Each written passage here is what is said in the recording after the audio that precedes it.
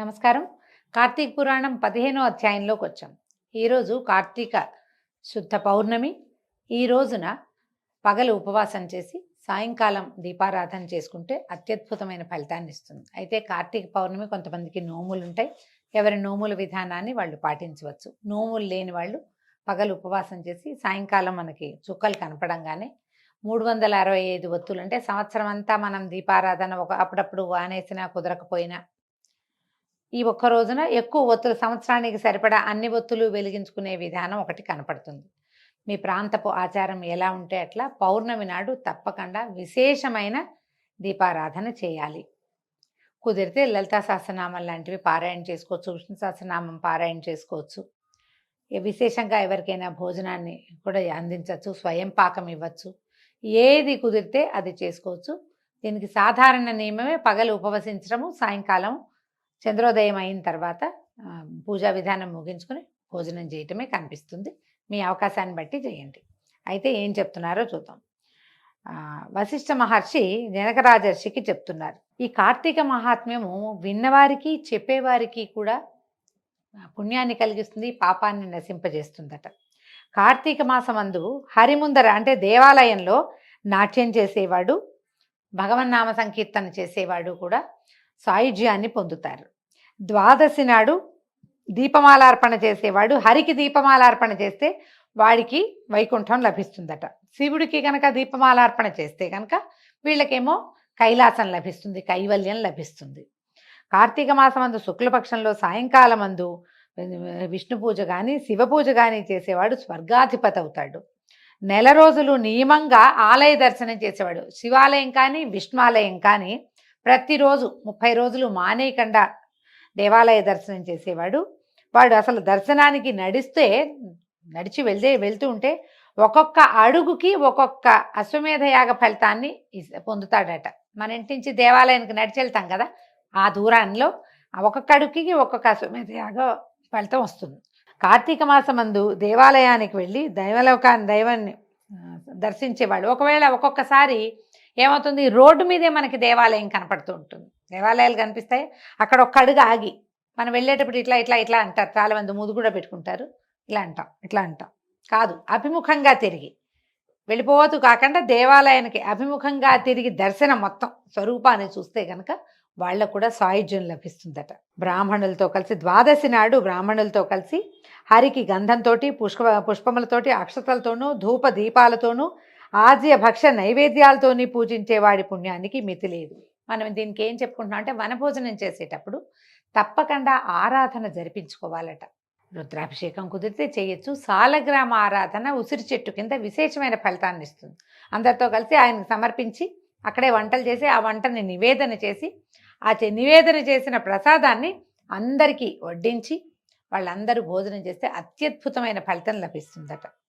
తర్వాత శుక్ల ద్వాదశి నాడు విష్ణువాలయమందు కానీ శివాలయమందు కానీ దీపములు వెలిగించి సమర్పించిన వాడు విమానం ఎక్కి దేవతా బృందంతో కొనియాడబడుతూ దైవలోకాన్ని చేరుకుంటాడు. కార్తీక మాసము నెల రోజులు దీపం పెట్టలేనివాడు శుక్ల ద్వాదశి నాడు, చతుర్దశి నాడు, పూర్ణిమ నాడు కనీసం 3 రోజులు ఆయన దీపం పెట్టాలట. కార్తీక మాసమందు దైవ సన్నిధిలో ఆవుని పాలు పితుకున్నంత కాలం దీపం ఉంచిన ఎడల కూడా పుణ్యవంతుడు అవుతున్నాడు. ఎంతసేపు అంటే ఒక 10 నిమిషాలు 8 నిమిషాలు మనం దీపం పెట్టాం, ఒక 7-8 నిమిషాలు అది వెలిగినా కూడా పుణ్యం వస్తుంది. తర్వాత ఇంకేం చెప్తున్నారు, సరి సన్నిధిలో ఉంచిన పరుని దీపాన్ని బాగు చేసిన వాడు కూడా విగత పాపడవుతాడు. ఎవరో దీపం పెట్టారు, ప్రమిద నిండా నూనె ఉంది, దీపం మలిగిపోతుంది, లేదా వెనక్కి ఒత్తి జారిపోయింది, ఒక్కోసారి కొడిగట్టి ఆరిపోతుంది కదా, మన గాలి తగిలి దీపం కొండెక్కుతుంది కదా, అలాంటప్పుడు వాళ్ళు పెట్టిన దీపమైనా కొద్దిగా ఎగసం దూసినా కొంచెం మన చేతిలో ఉన్న దీపంతో ఆ దీపాన్ని వెలిగించినా కూడా పాపాలు పోతాయట. ఇగో దీపం నశిస్తే దాన్ని తిరిగి వెలిగించేవాడు కూడా దారుణమైన పాపాలు పోగొట్టుకుంటాడు. దీంట్లో ఒక ప్రత్యేకమైన పూర్వగాథ ఉందట. దీన్ని వింటేనే పాపం నశిస్తుందట. చూద్దాం ఏం చెప్పారు. సావధానంగా వినండి. పూర్వమందు సరస్వతి తీరంలో సృష్టి మొదలు పూజా నైవేద్యాలు లేక జీర్ణించినటువంటి ఒక పరమ పురాతన విష్ణువాలయం ఒకటి ఉండేదట. కార్తీక స్నానార్థము కర్మనిష్ఠుడకు ఒక యతీశ్వరుడు ఈ సరస్వతి నదీ తీరానికి వచ్చాడు. వచ్చి ఇది ఏకాంతంగా తపస్సుకి అనుకూలంగా ఉన్నదని ఎంచి ఆ జీర్ణాలయం అందున్నటువంటి ధూళిని, దుమ్ము ధూళి అంతా శుభ్రం చేసి అక్కడ ఇక్కడ అకటావికటంగా ఉన్నటువంటి చెట్ల కొమ్మలు అవి కొట్టేసి బూజులు తుడిచి శుభ్రం చేశాడు. తర్వాత ఏం చేశాడు, దగ్గరలో అంటే ఇలా అంతా నీళ్లు చల్లి తుడిచాడు. తుడిచిన తర్వాత చుట్టూతా ఉన్న గ్రామాలు చూశాడు. దగ్గరలో ఉన్న గ్రామానికి వెళ్ళి నూనె 12 దీపపాత్రలు అంటే ప్రమిదలు తెచ్చి దీపాలు వెలిగించి హరికి సమర్పించి ఈయన తపస్సులో ఉన్నాడు, సమాధిలో ఉన్నాడు. అంటే బహుశా మెడిటేషన్ చేసుకుంటాడనమాట, ధ్యానంలో ఉన్నాడు. యతీశ్వరుడు ఇట్లు చేయుచుండగా కార్తీక శుక్ల ద్వాదశి నాడు రాత్రి ఒక ఎలుక ఆహారం కోసం తిరుగుతూ విష్ణువుకు ప్రదక్షిణం చేసి మెల్లిగా ఈ దీపాల దగ్గరికి చేరింది. ఎలుక వచ్చిన తోడనే జ్వాల తగ్గిపోయి అది అక్కడికి వచ్చి జ్వాల తగ్గిపోయి కేవలం ఒత్తితో ఉన్నటువంటి పాత్రను చూసి దాని దగ్గరనే జ్వాలతో కూడినటువంటి ఒత్తిని చూసి అందున్న నూనెని భక్షించి దాన్ని తీసుకుని జ్వాల లేని ఒత్తిని కూడా గ్రహించిందట. అందులో జ్వాలతో ఉన్న ఒత్తి సంపర్కం వల్ల జ్వాల లేని ఒత్తి కూడా అంటుకుంది. ఇది లాక్కొచ్చింది, దీనికేమో జ్వాల ఉంది, ఆ ఒత్తి పుచ్చుకొచ్చింది. ఈ రెండో పక్కనేమో వెలిగి లేదు, దీపం కోణ మలిగిపోయింది. ఈ ఒత్తితోటి ఎలుక ఈడ్చుకొచ్చిన ఒత్తితోటి ఆ మలిగిపోయిన దీపం కూడా అంటుకుని వెలిగిందనమాట. వెలిగేసరికలు మండేసరికలు రెండు కలిసి భగ్గుమని మంట పెద్దది వచ్చింది. దాంతో ఇది కంగారు పడి ఎలుక భగ్గుమనేసరికి ఇంకా అందులో ఉన్న నూనెని పీల్చలేకపోయింది, వదిలిపెట్టేసింది. అయితే ఏమైంది, ఈ కార్తీక శుక్ల ద్వాదశి నాడు హరిసన్నిధిలో యతీశ్వరుడు వెలిగించిన దీపాన్ని నశిస్తే దాన్ని ఎలుక తిరిగి వెలిగించడం వల్ల దాని పూర్వపుణ్య వశం వల్ల ఆ రాత్రి అక్కడే చచ్చిపోయిందట. ఆ ఎలుక చనిపోయి దేహాన్ని వదిలి దివ్య దేహధారిగా మారింది. ఆ శరీరం ఎలుకలోంచి బయటకు వచ్చింది, దివ్య స్వరూపం వచ్చిందట. అది చూశాక ఏమైంది, ఏతి అప్పటిదాకా తపస్సులో కూర్చున్నాడు, ఉన్నట్టుండి ఒక పెద్ద వెలుగు వచ్చింది. ఆ వెలుగుకి కొంచెం ఆయన కదిలి సమాధిలోంచి కళ్ళు తెరిచి చూశాడట. చూసి ఓయి నీవెవడవు, ఇచ్చటికి ఎందుకు వచ్చితివి అని అడిగాడు. అడిగేసరికల్లా ఆ ఎలుకలోంచి వచ్చినటువంటి ఆ దివ్య స్వరూపుడుగా ఉన్నవాడు యతితో ఇట్లా చెప్పాట, ఓ మహాన్భావ, నేను ఎలుకను, గడ్డి తుంపుల్ని వాటిని తినేవాడిని, నిత్యం ఈ ఎలుక నుంచి ఈ దేవాలయం చుట్టూ తానే తిరుగుతుండేవాడిని. ఎలుకనైన నాకు ఇప్పుడు దుర్లభమైన మోక్షం లభించింది. ఇది ఏ పుణ్యం వల్ల లభించిందో నాకైతే తెలియదు.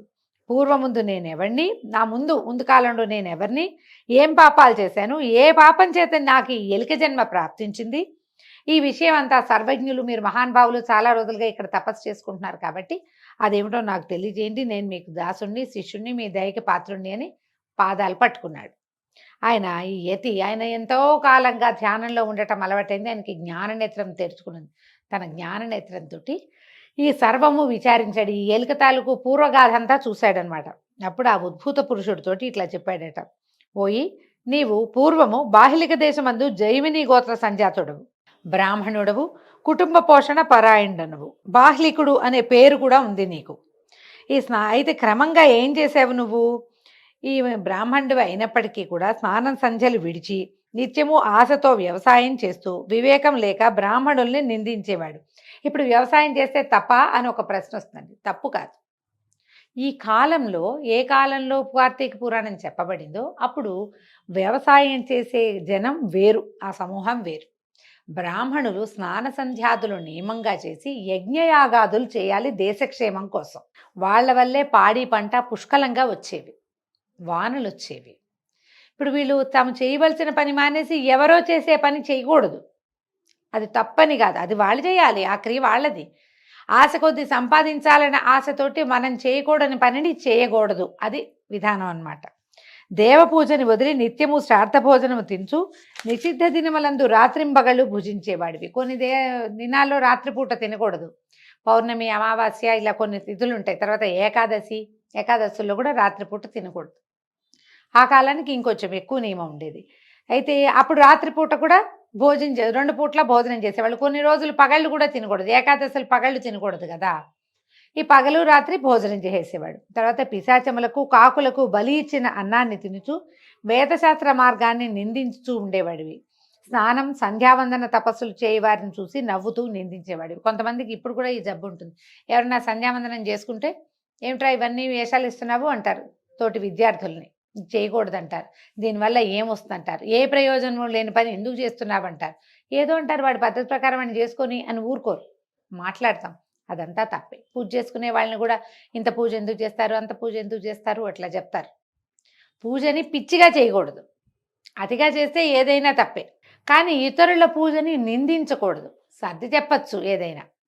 అయితే ఇంకా ఏం చేసేవాడు, సుందరి అయిన భార్యామణి ఉండేది. ఆమెకు సహాయం కొరకు నిరంతరము శూద్ర స్త్రీని ఇంటి వద్ద ఉంచుకుని మతివిహీనుడివై నిరంతరము దాంతో మాట్లాడుచూ దాన్ని తాకుచూ హాస్యములాడుచూ దాన్ని పోషించుచూ నీ పిల్లలకు దాని చేత అన్నం పెట్టించుచూ కన్యను అమ్ముకొని శూద్రులకు చల్లా పాలు పెరుగు నెయ్యి అమ్ముకొని ధనార్జన పరుడివై ఉంటివి. ఈ ప్రకారంగా బహుద్రవ్యాన్ని సంపాదించి ఆ ద్రవ్యమును భూమిలో దాచి మృతి నొందితివి. ఇటు పాదకముల చేత నరకము అనుభవించి తిరిగి భూమి యందు మూషకముగా జన్మించి ఈ దేవాలయంలో ఉండి దేవద్రవ్యాన్ని అపహరిస్తూ దీపపాత్రలోని తైలమును తాగుతుంటివి. దైవవశం వలన ఈ దినమున నా చేత పెట్టబడిన దీపములు నశించిన దానిని నీవు వెలిగించితివి గనుక ఆ పుణ్యము చేత మూషకత్వం పోయి నీకు దివ్య రూపం కలిగింది. ముందు కూడా నువ్వు ఏంటంటే దీనివల్ల హరిభక్తిని కలిగి శాశ్వతంగా వైకుంఠంలో ఉంటావు అని ఈ ప్రకారంగా ఈ యతి చెప్పినటువంటి మాటలు విన్నటువంటి ఆ ఎలుక నుంచి పైకి వచ్చినటువంటి పురుషుడు యతికి నమస్కరించి ఆజ్ఞ తీసుకుని పాపములను నశింపచేయు సరస్వతి నదికి పోయి త్రయోదశి, చతుర్దశి, పూర్ణిమ ఈ 3 దినాల్లోనూ స్నానం చేసి ఆ మహిమ చేత జ్ఞానవంతుడై ప్రతి సంవత్సరము కార్తీక వ్రతం చేసి తన్మహిమ వలన అంతమందు సాయుధ్యముక్తిని పొందాడు. కాబట్టి కార్తీక శుక్ల ద్వాదశి నాడు భగవత్పరాయణుడై స్నానదాన పూజ దీపమాలార్పణాధికారులు చేయవాడు హరికి ప్రీతుడై పాతకముక్తుడై సాయుధ్యాన్ని పొందుతాడు అని చెప్పబడింది. ఈ విధంగా 15వ అధ్యాయం పూర్తయిందండి. రేపు ఉదయం మళ్ళీ 16వ అధ్యాయంలో కలుసుకుందాము. నమస్కారం.